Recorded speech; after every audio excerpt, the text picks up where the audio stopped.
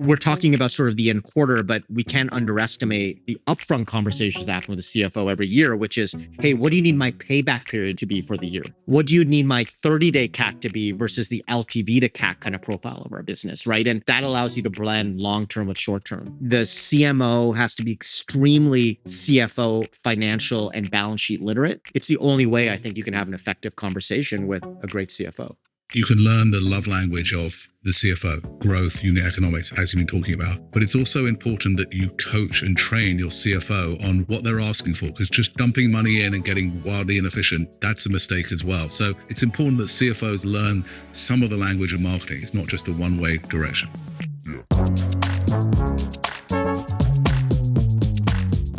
Marketing isn't just changing tools, it's changing who's in charge. In an era of AI agents, automated execution, and perfect optimization, the real question is no longer how marketing gets done, it's who decides where the money goes and what actually matters. Hi, I'm Josh Spanier, VP of AI and Marketing Strategy at Google, and welcome to Frontier CMO. Today's guest believes the CMO's job has fundamentally changed, from brand manager to capital allocator and systems architect. Vineet Mehra is the Chief Growth Officer at Chime, one of the most disruptive and culturally relevant financial brands in America. He's rebuilt marketing around speed, in-housing, and superpowering his teams with the help of AI, all while keeping taste, trust, and brand storytelling at the center. In this conversation, we'll unpack what it really means to be a full-stack marketer, why AI will reshape organizations before it reshapes creative, and how CMOs can drive growth without choosing between brand and performance. Here's my conversation with Vineet.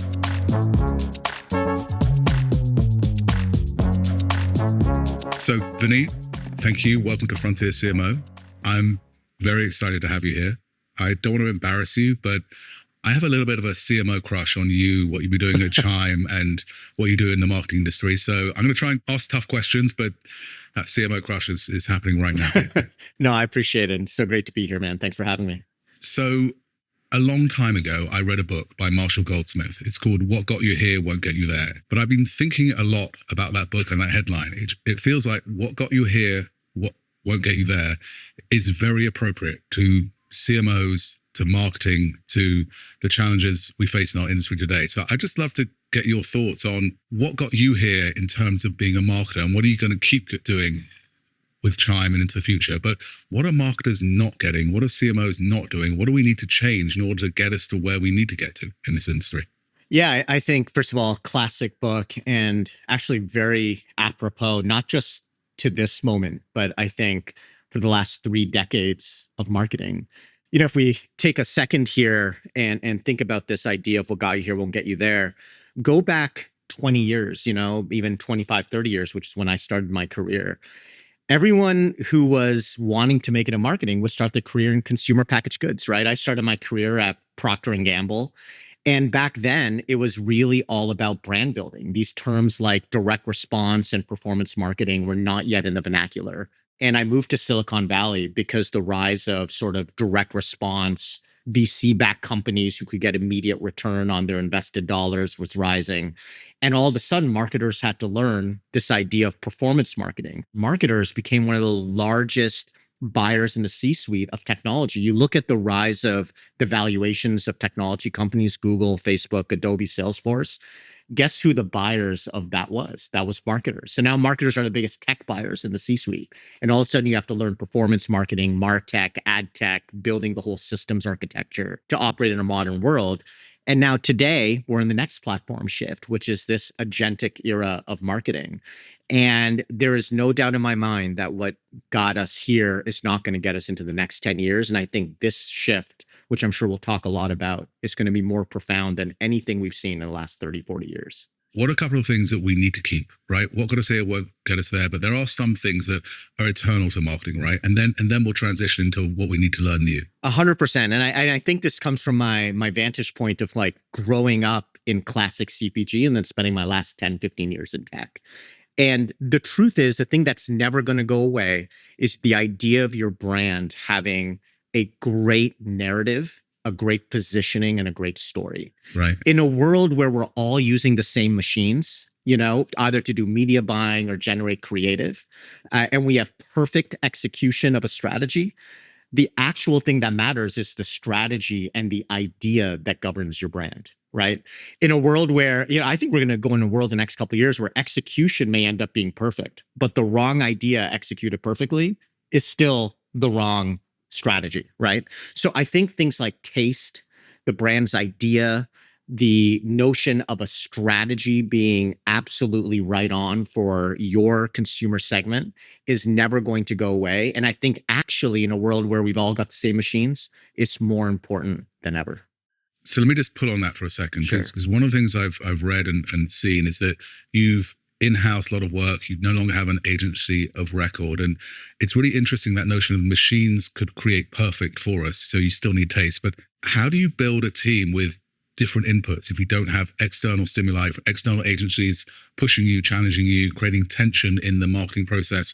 And if all these machines are just creating perfect, where does taste come from? Like, how do you capture that?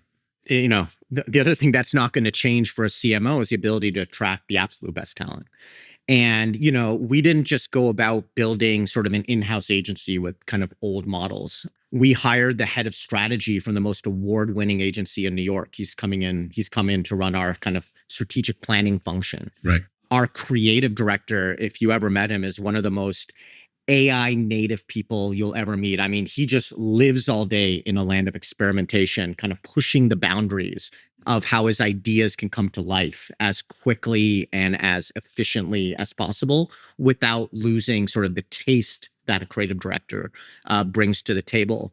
And our head of brand is a advertising Hall of Fame inductee.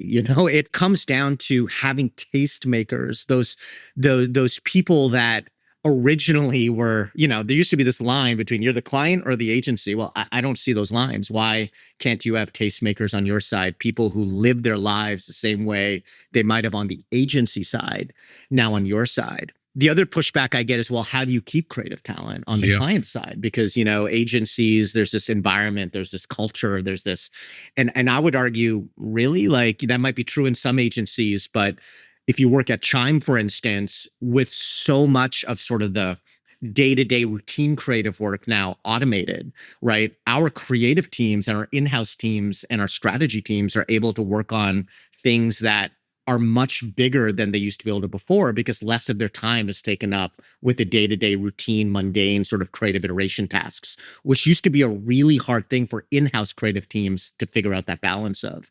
So in many ways, I think the tooling and the kind of agentic capabilities we're building are allowing us to give our creatives back a lot of time on the things they most want to work on. Yeah. So you just said your creative directors, your creative teams are able to work on higher level, higher order projects than just sort of the low level day-to-day creative. Right. What's an example of that in the last 2 or 3 months where you saw something, they showed you something they're excited about, which is pushing the boundaries for you? If you asked me about 18 months ago if my in-house team would be creating creative with two of the biggest names in sports. It's coming out in April, so I'm not going to tell you everything yet, but We've hired a great director directly, a production company. I would have said there's no way that's happening. You needed an agency to contact the agents of these people, and to get the right director working with this talent, you needed to have a certain Rolodex to be able to go after that. Right. We've now got that in-house. One of our assets in this campaign is a TV spot. And I mean, if I showed you these storyboards using, many integrated tools, you would be amazed. It's almost like a lifelike production that the team presented to me within kind of 2 weeks after the brief approval. We're seeing that inside of Google. We're using Nano Banana, and we're using Flow, and Google's suite of video generation capabilities it's kind of mind-blowing. It really is. It always used to be, when I was on the agency side, you would show the rip in the client business pitch. You'd show them this rip, and then the client would always go, "Can we run that on TV? That rip's so amazing." And no, you couldn't do that. But now it's like the rip becomes the ad you could actually run. It's that high quality. 100%. And think of the shortcut now that is for the director's treatment, right? If your sort of rip or your sort of AI generated version of the spot is from day one basically viewable by an audience, it gives you a much better sense of what you're approving. It creates the on-set dynamics to be much more predictable and less sort of out of whack. You remember back in the day, we used to ask directors for shooting boards and things like that. Yep. A lot of that gets taken care of in one step now, and it's a really powerful idea. And we're not even talking about the editing side of this and the cut downs and the versioning, right, that happens on the other side of the shoot. What you're describing sounds a little bit like a model that others can learn from. And I know you spend a lot of time mentoring other CMOs and speaking with other marketers. My sense is that you're further along in making this sort of thing happen. What's the biggest win here? Is it the money saved? Is it the speed to market? Is it the cultural resonance that you're getting because your marketers are now creating and they know your brand best? Where's the biggest win here? I don't think it's just one thing. I think it's a lot of those things. I mean, we're one of the most loved brands in America. We actually track not just awareness and consideration, but I track brand love very diligently every month. Yep. Our financial technology brand being as beloved and as in the cultural zeitgeist as like a Liquid Death or a Sephora or a Reddit. That is what we're going for, because the next generation wants to really believe in the brands that they work with. And I would argue that while we have a lot of cost savings from AI, what's the cost savings are sort of the fuel, right? What those dollars are allowing us to do is to hire different kinds of talent in the creative, come up with bigger, bolder ideas, make our activations that much more rich and powerful and integrated across more of the US than we've ever been able to do before. So the dollars are giving us the ability to work with talent like we've never been able to before. I'm sure you saw our Jason Momoa spot over the holidays. That's not talent we could have afforded maybe a couple of years ago, but now we're redeploying dollars to hit the zeitgeist harder than we've ever been able to before. Yeah. If someone's making a movie of your life at this point, would Jason Momoa play you? I'm not sure Jason Momoa's got the looks for me, but that's my story and I'm sticking to it. So let's talk about this because your official title is Chief Growth Officer. Mm-hmm. And I just interviewed Norm DeGrev, one of the first episodes in Frontier CMO, and he's now also the Chief Growth Officer. And this feels like two's a trend, right? It's been happening for a while. What does it mean to be a growth officer and the CMO, or first before you're the CMO? I can't speak to all of the situations, but in my experiences, I think what this growth officer title is really starting to imply, and the reason I think you're seeing it more and more, is the role of the CMO is really evolving into a new place. In my case, or in a lot of growth officer cases, especially here in Silicon Valley, I think it's a recognition that the CMO's number one job is to be a capital allocator to drive growth. And where you allocate capital and how you spend your time now is not just in sort of quote unquote marketing sort of campaigns, right? A huge part of driving growth is acquiring someone and making sure the onboarding funnel for that someone is converting at a high rate. Well, that's a lot of work you need to do with product and engineering, right? You have to bring people through your onboarding funnel, the lifetime value side of it, and get them to attach themselves to as much of your portfolio and products as possible. That truly allows you to be a growth leader. And I think this title starts to recognize that the job of a modern marketer is more and more about growth, which means you need engineering capabilities on your team, you need product capabilities, you need systems architecture capabilities, and of course, you need the core marketing capabilities as well. And I think that's really where this job is headed. There's a lot to unpack there. Oh, yeah. Let me just touch upon the product and engineering. Now, sure. I work at Google. We have a product and engineering functions. We have tens of thousands of engineers and product people who build the amazing Google products. And you're at a online bank, you're an online financial services company, but do you expect every marketer should learn how to code, or every marketing leader needs to understand and basically bring in engineering?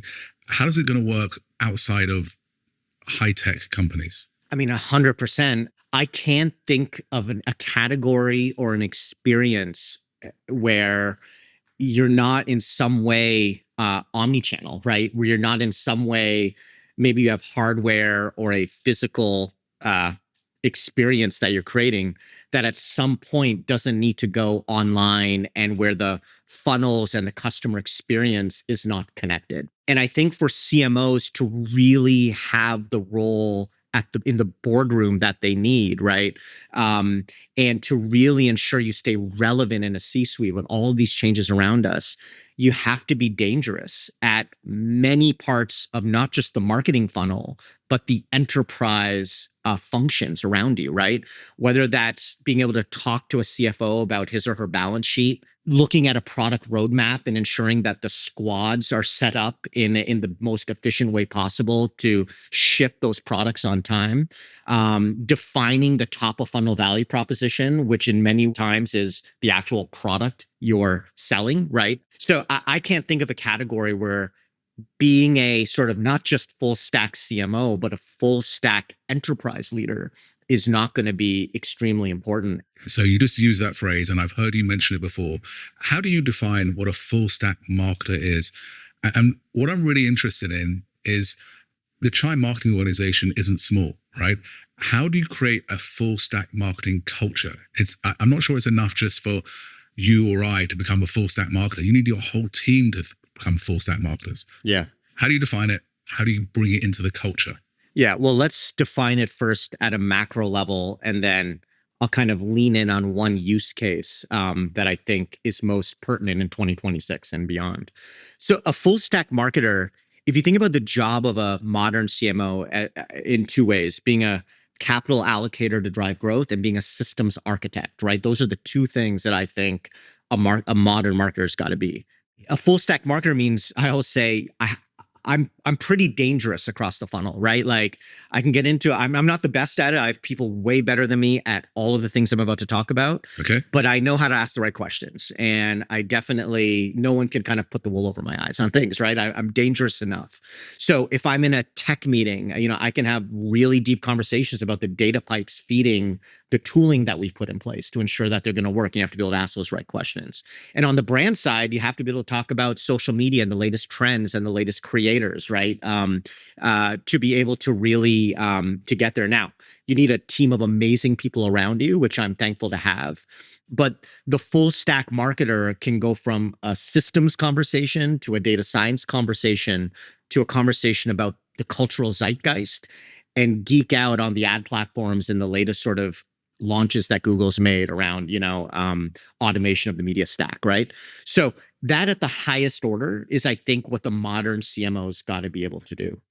Double click into systems architecture. Sure. That's a relatively new phrase, and the audience may not quite understand what that is. I don't quite understand what it is. So what is systems architecture to your mind? Well, I think it's more relevant than ever in this world of sort of this agentic era, right? And let me dig into that. The first thing is, if you think about it, it's no longer just about leading a human organization, right? Like I've got dozens of agents doing various tasks that humans used to do. So in many ways, you're not just architecting your organizational design with humans. You're now in almost like a cyborgish sort of way, co-piloting a lot of your humans with machines, right? And the role of machines is no longer just a tool, right? Like a hammer is a tool. The carpenter is like an agent, right? And so in many ways, it's the marketers aren't just using the tool, they're actually having almost assistants or agents beside them that are actually doing much more multi-level complex tasks. And if you think of your role as an organizational leader, you can no longer think of your role as just a leader of humans and designing a perfect organizational structure filled with, sentient beings, you now need to blend human and agents. And underneath that is the systems architecture, whether that be the tools you're using, where you're deploying agents first, second, and third, the data pipes that are training the brains of these agents. The reframe I'm trying to share here is think of organizational design as almost systems thinking, which is blending human, machine, agent in ways that have never been done before. And I think it's a huge skill set for CMOs moving forward. It's super fascinating, and we shall be reading and learning more about it. Yeah. I was at the Consumer Electronics Show a few weeks ago, and I know you hate going there, so you weren't there, but I was there. And one of the things I did while I was in Las Vegas was I asked every marketer, junior, senior, and in between, Where are you at on the AI progression? Are you sophisticated and progressive in your use of AI in marketing? Are you competent and sort of in the middle, or are you a laggard? And 6 months ago, even 3 months ago, people were willing to say they were a laggard. They were willing to say the technology is not quite there, regulations, we're behind and we know it, but it's okay. At CES this year, not a single marketer was willing to admit they're a laggard. And understandably, it's probably career limiting. But what was interesting to me is not a single marketer admitted that they were progressive, advanced, sophisticated, getting ahead. Everyone said, oh, I'm average. And it sounds like, from what you're describing in your use of AI agents, I have two questions here. One, in Chime, you are sophisticated and progressive in your use of AI, you're getting ahead. Yeah. Right? So tell me about how you're using your AI agents. What is a progressive marketer, to your mind, actually using it? And if there's a couple of examples of how you're using AI to really get ahead, I'd love to hear it. Happy to do that. Well, let me first address the laggard versus progressive thing. I always say to my team and to anyone who will listen, today is the worst AI will ever be, right now. That is true. And so it is moving at such a fast pace that just when I think it's almost impossible to get past mid on this, because just when you think you've got it figured out, 7 other point solutions are launching. And I think the honest truth is that all of us are kind of down the middle because it's changing so quickly. But we do a couple of things because this is a reality, right? One of our first AI wins, and I think it makes sense if you think about it, because in the early days when these tools were coming up, it was about, did you have the training material, like the codified ability to train agents to take on work, right? And one of the places in most organizations that things are codified and trained and written down perfectly in books is customer support, right? Because in many cases, you're outsourcing customer support, whether it's offshore, there's manual after manual after manual written. Today, more than 70% of our customer support, not just chats, but also calls, are being handled by AI agents. And our NPS scores have gone up. It's been an unbelievable customer satisfaction driver, but also our costs have gone down. So a perfect sort of trifecta. And it was by far our first use case. But the reason I'm sharing that with you is not just to share the use case, but how I kind of think about this rapidly changing world. We would rarely, on major initiatives like this, which is a huge part of our business, is customer support, you can imagine, in a financial services industry, bring in only one company.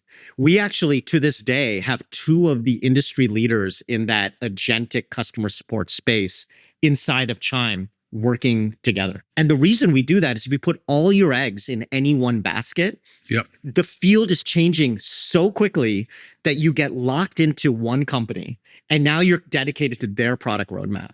Well, we're so early, right? To use a baseball analogy, we're in the first couple of innings, or to use a cricket analogy for you, in the first couple of overs here. We're so early right now that to think any one company's got the roadmap figured out is kind of crazy. So one sort of tip and trick, right, is to say, hey, bring in 2 companies for your major initiatives and have them work at the same time with you. Someone who works for a financial company, channeling, diversify your risk. I get that. But let me just back up a second. You said that 70% of your CRM is being using AI agents, and that's increased your... That's customer support. Customer support. Yeah. In financial, people care about their money a great deal, right? Mm-hmm. People get very emotional about their money, understandably. And for a financial institution, trust is, I assume, your number one thing. If your customers don't trust you, you are utterly screwed, right?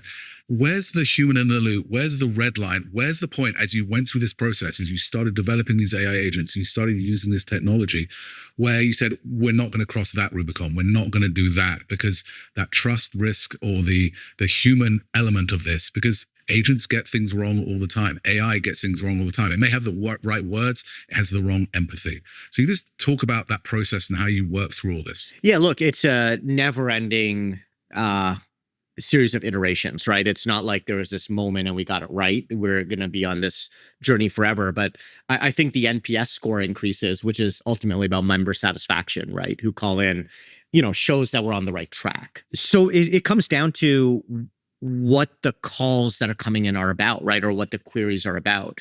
In financial services, right? If your paycheck got deposited and you don't see it in your bank account, that's a really big deal. Right. And so if it's a simple inquisition about like their balance or their paycheck didn't come in on time, or maybe there's a password reset, right? There's some early use cases where actually an agent can handle those much better because you don't need a ton of empathy in those moments, right?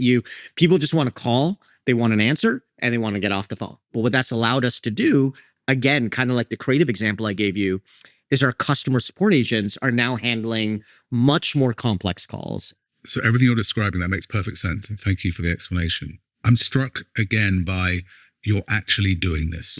What is it about the culture of Chime? What is it about the behavior within the company over the years? And because I do not see other companies in other categories, even in the other financial services sector, embracing this next level ways of working, thinking, and doing that you seem to be doing. So what can we learn? What has been the unlocks that enable your company to do this? And we have two unique advantages and some things we're very consciously doing.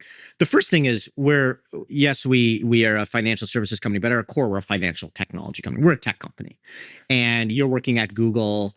You guys are clearly at the frontier of AI, both in what you offer, but also internally. Being a tech company at your core, right, really helps because the vast majority of your organization is made up of engineers and developers and people that are just going to be naturally curious, right, about technology, the boundaries of technology and where it's headed. The second part is we're a challenger brand, right? We are going up against institutions that are hundreds of years old.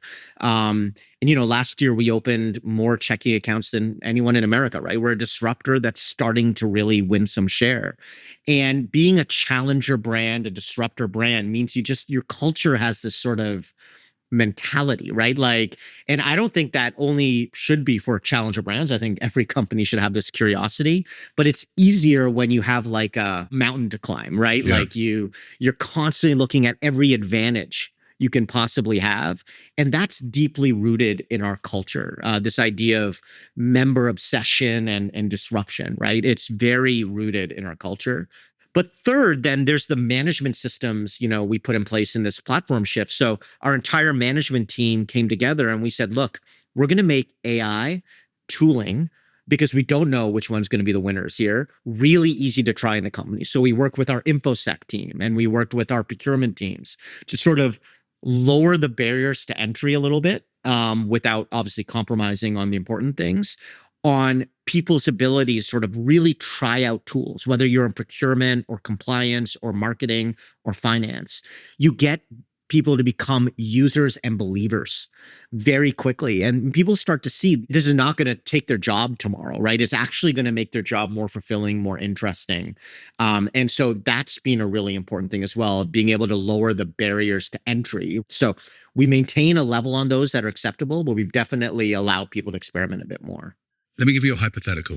You and I are both going to an event, a CMO event in a couple of weekends' time, and you're going to speak with a lot of CMOs. Some of them are from more staid, traditional companies.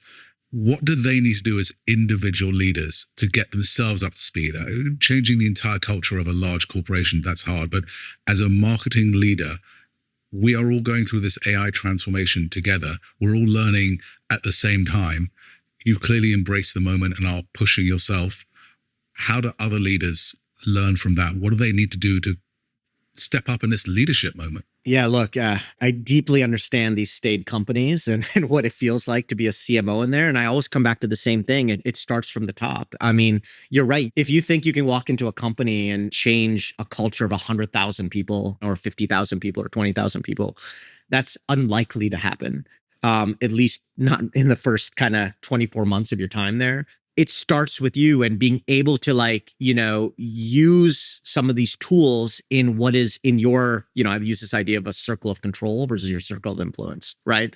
And if you understand your circle of control that you personally as an individual leader actually have, I would say, full discretion over, whether that's how I may be presenting documents to the executive team that I'm on, right? And just starting with, hey, here's some of the tools I use to put this together, right?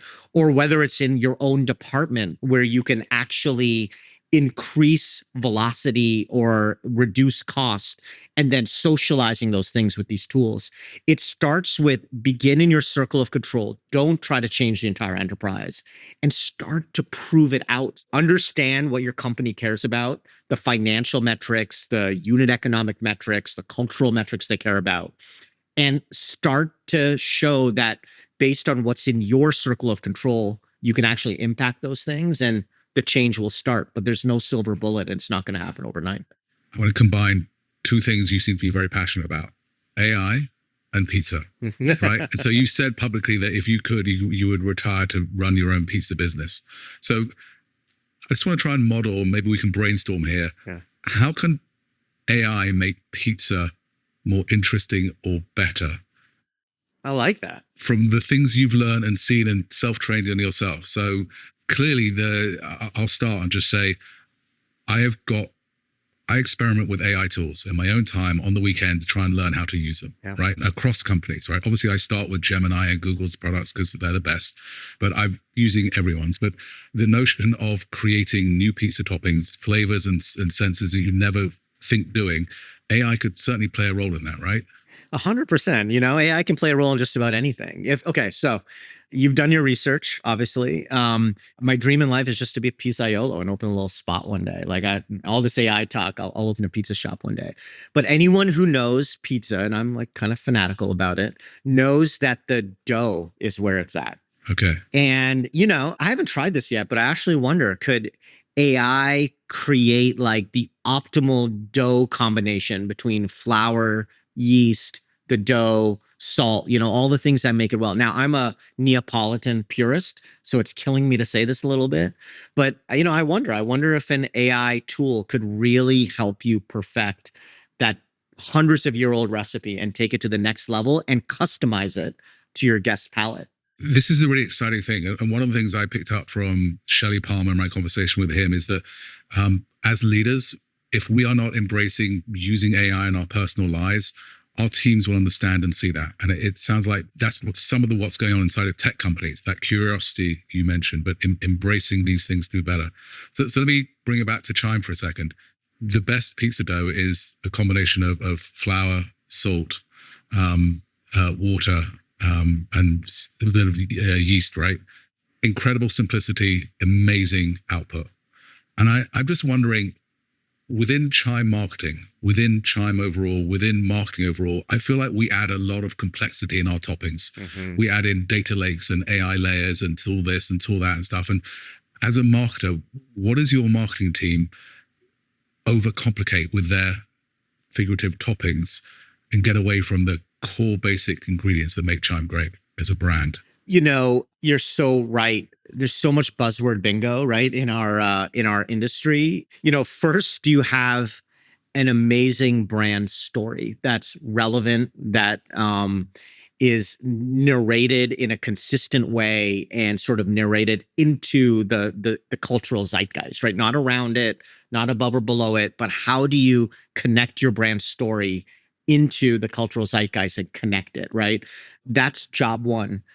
Job two that people, I think, is really allocating capital across both direct response and brand marketing. And actually, I think this is where I may pause and talk about where teams complexify things a lot. Okay. For so many years, the last kind of 7, 8, 9, 10 years, there's been this sort of almost marketing civil war, or like a Tupac, Biggie, West Coast, East Coast thing around sort of performance marketing and brand building. It's almost like West Coast is like, we do performance marketing, right? And East Coast is we're brand builders.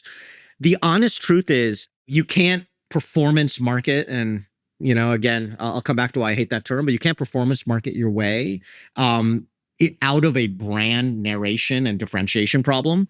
And you can't use brand marketing to get out of a funnel kind of performance marketing funnel problem, right? Where you can't capture intent. There tends to be a lot of just complexity around, but this is brand marketing, this is performance marketing. What I've tend to do is I've coined this term called performance storytelling. And essentially what I try to do is just kind of bring all of this together, which is the mergence of sort of performance marketing or direct response and brand marketing. And the reason I don't love the term performance marketing is because everything performs, right? Brand performs. It just does a different part of the performance, right? Direct performance marketing is actually just direct response. It's immediate acquisition of intent. And so both areas perform. And one of the ways we have got to simplify all of this is to break those silos and to understand that these two things need to work together, right? And I think AI is allowing us to do this in ways we've never been able to before. Something that a lot of us in marketing say is we have to learn the language of the CFO. We have to speak C-suite. We have to speak in unit economics and this work and in all this performance and brand coming together. Just translate though. It's later in the quarter. Business is okay, but could be better. Your CFO wants results now. You haven't planned for that in the same way because you've got long-term ambitions and long-term budget setting and stuff. What happens in that moment? The CFO has come into your office or you've gone to the CFO's office and demanding immediate impact. What's the conversation then? Yeah, so I mean, this is a very common occurrence. You get into, so let's geek out a little bit on financial terms here, right? What I would say to a CFO. You get into these moments of sort of, you start talking about marginal return on your dollar, right? So let's say you're short the quarter a little bit and you have to make it up.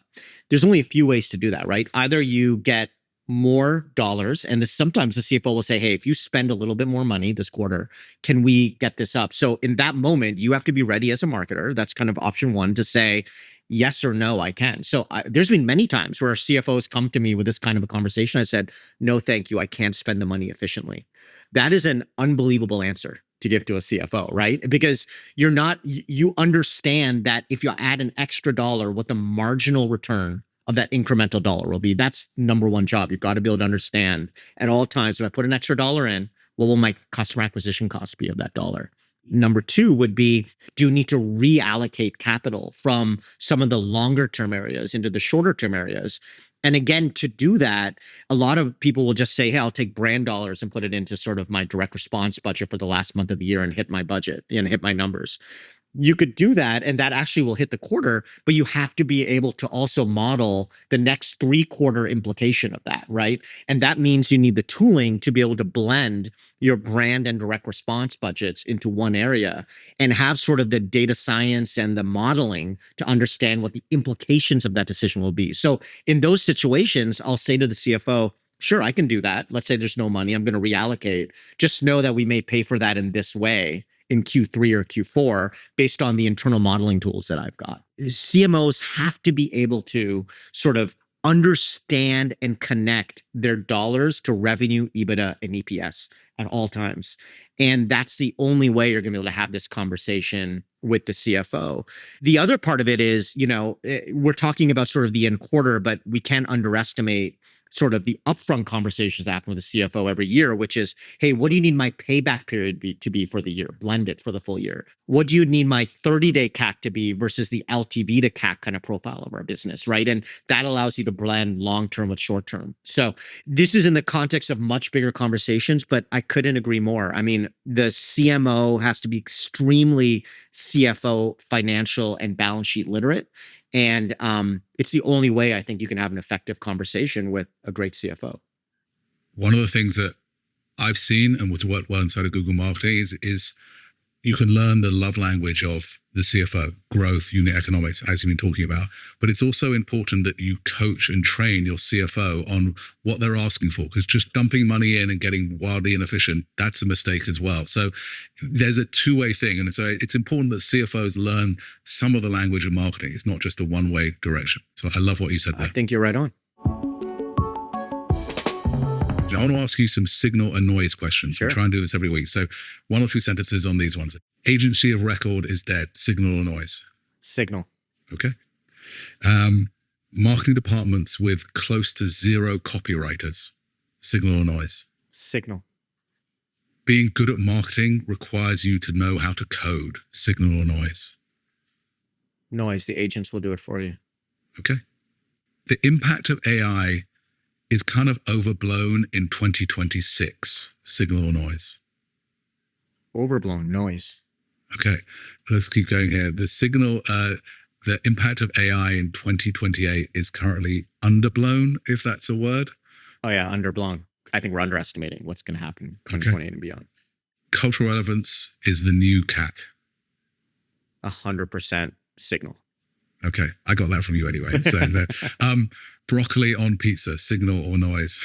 Only if you've got some fennel sausage on it, then it's signal. Otherwise, it's noise. Okay, that's good. Thank you so much for having this conversation. Thanks so much. Great to be here. Before we wrap, I want to leave you with 3 takeaways to carry into your week.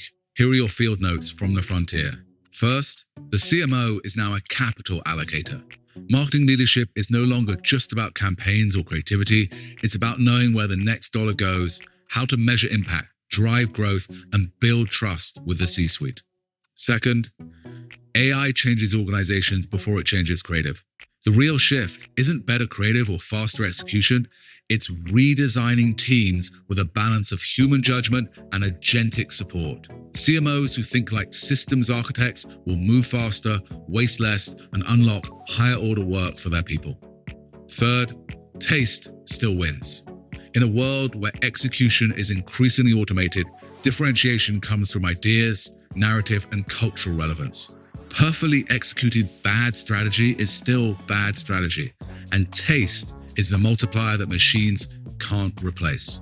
Thank you for joining us. For research, case studies, and tools to help you lead through this next platform shift, visit thinkwithgoogle.com, where we track the signals, cut through the noise, and share what leaders are actually testing in real time. We'll be back next episode with another leader operating at the frontier. Until then, stay sharp and stay out in front.